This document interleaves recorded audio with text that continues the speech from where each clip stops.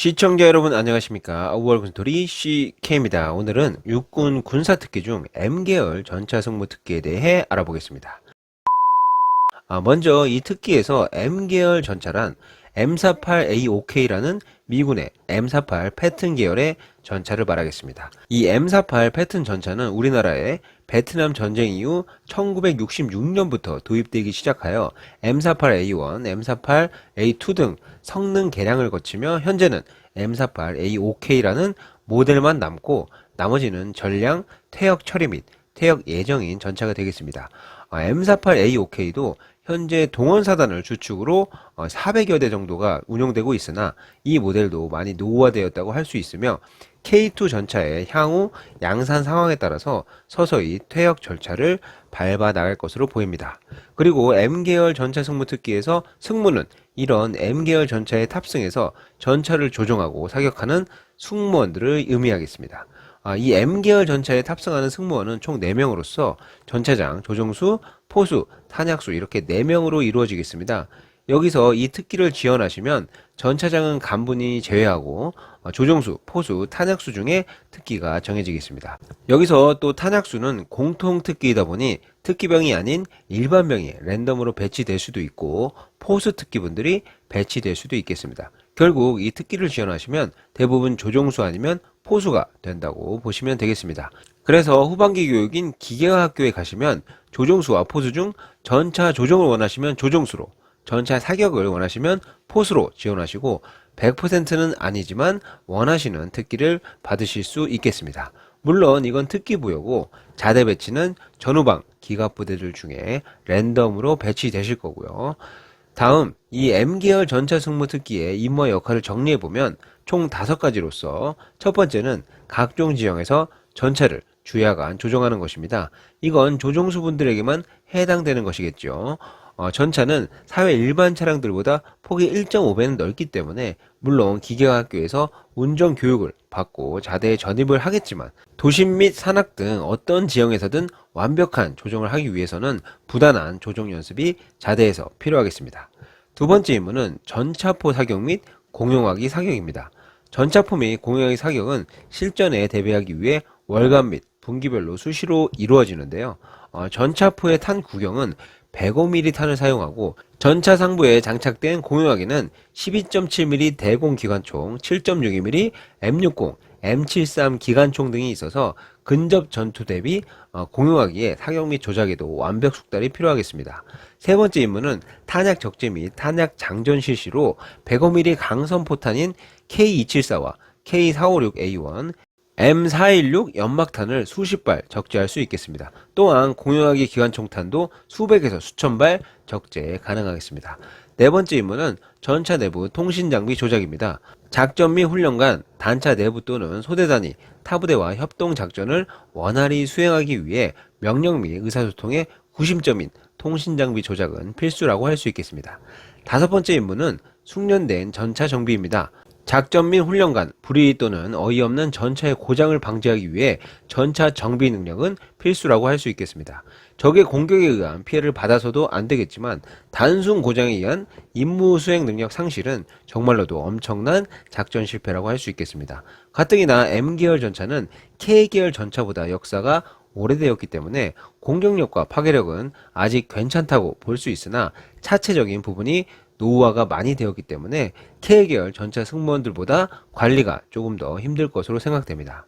다음 M48 계열 전차의 제원은 모델별로 약간의 차이는 있지만 무게 약 45톤, 길이는 9.3m, 최고속도 48km/h, 탑승 인원 4명, 유효 사거리는 1600m 정도가 되겠습니다. 다음 전차 승무원의 장단점을 몇 가지 살펴보면 장점으로는 첫 번째, 훈련 시 걷지 않는다. 두 번째, 전차병이라는 자부심이 쩐다. 세 번째, 조종수들은 특히 전차를 몰아봤으니 사회의 어떤 차량의 운전도 두렵지 않다. 네 번째, 간부들과 친해질 수 있다. 이건 보통 전차 부대는 병사 수보다 간부의 수가 비슷하거나 더 많기 때문입니다. 다음 단점은 첫 번째, 차폭이 넓다 보니 위험 부담이 크다. 두 번째, 정비병들과 같이 쇠질, 기름질 할 때가 많아 냄새가 역하다. 세 번째, 전차의 굉음으로 매우 시끄럽고 육성 전달이 힘들어 완수 신호를 잘 알고 있어야 한다. 네 번째, 조종수는 특히 기계와 전술 지식이 다소 필요하다. 다섯 번째, 탄약이 매우 무겁다 정도가 되겠습니다. 하지만 뭐니뭐니 해도 보병이 아닌 병과들은 보병들보다 덜 걷거나 차량 이동을 하기 때문에 이것이 체력적으로 가장 큰 메리트가 아닐까 싶습니다.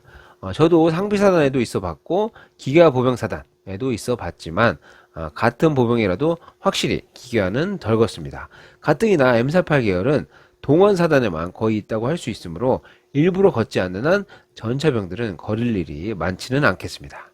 다음은 M48 조종수 한 분의 경험담을 들려드리도록 하겠습니다. 우선 전 K1 전차와 M48 전차 둘 다 조종 교육을 받았고 둘 다 몰아봤습니다. M48 상태가 얼마나 안 좋은지 현역분들도 잘 아시겠지만 실상은 더할 것이라고 봅니다. 우선 전 조종수 출신이라 조종 위주로 쓰겠습니다. 포수 쪽은 잘 모르고요. M48 패턴도 나름 장점이 있습니다.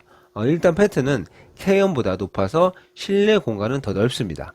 근데 K1보다 넓을 뿐이지 모든 전차가 그렇듯이 내부는 매우 좁습니다.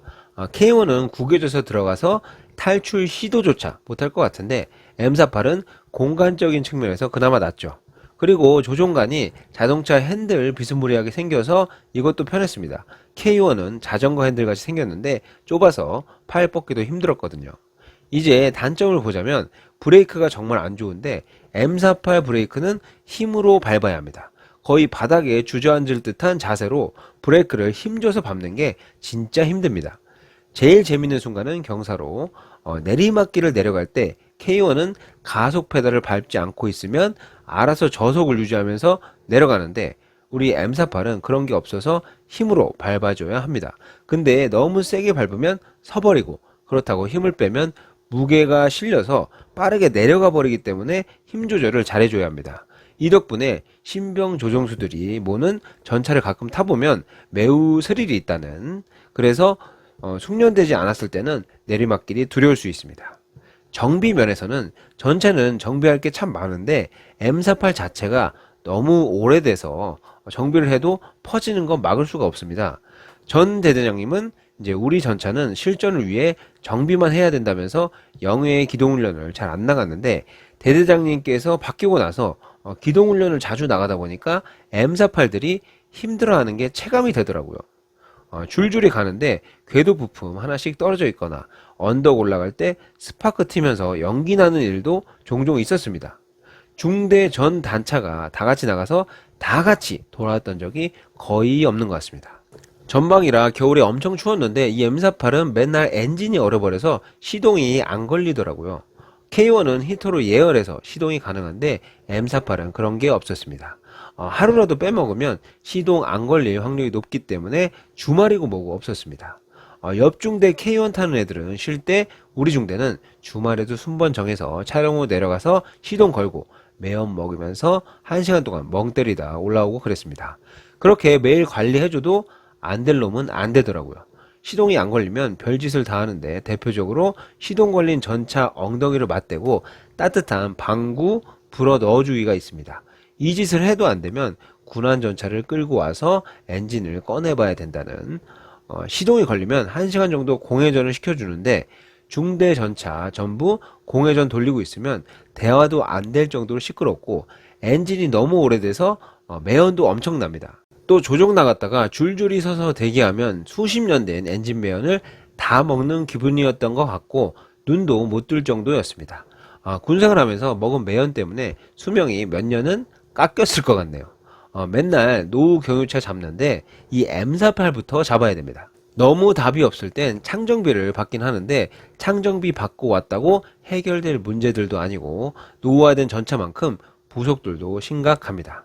같이 있는 M60 기관총들도 문제가 많습니다. 기관총 사격 훈련이 잡히면 사격 전 일주일 동안 M60만 닦고 있는데 일주일 동안 닦아도 막상 사격하면 잘 안 나갑니다. 탄 걸림 없이 잘 나간 게 손에 꼽을 정도? 아무리 닦고 관리 잘해봤자 노후화가 심각한 건 어쩔 수가 없는 것 같습니다. 이런 걸로 어떻게 전쟁하지? 라는 생각이 자주 들었었습니다. 어떤 때는 주포 자체도 정비해서 사격 불가 판정을 받아서 옆에 부대가 전차포 훈련을 나갈 때 우리 중대는 부대에 남아서 근무만 섰는데 이건 나중에 부품 교체하고 훈련 나가긴 했습니다. 포라도 쏠 수 있게 돼서 다행이었으나 당시에 전 훈련을 갑자기 또 나가야 돼서 기분이 별로였죠. 마지막으로 뉴스에서 M48이 전진으로 언덕도 못 올라가 후진으로 올라간다는데 그런 경우는 없었습니다. 언덕은 잘 올라갔고 저희 부대 M48은 그 정도는 아니었습니다.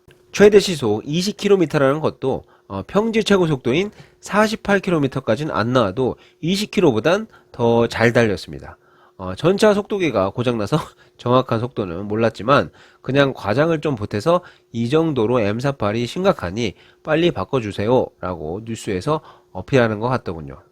아직까지 M48 굴리면서 열심히 정비하는 현역들 생각하면 참 안타깝고 군생활 하면서도 이 고무를 유지할 가치가 있을까 하는 의문도 많이 들었었습니다.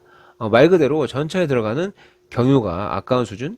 날마다 고생하는 국군 전차 승무원들 응원합니다.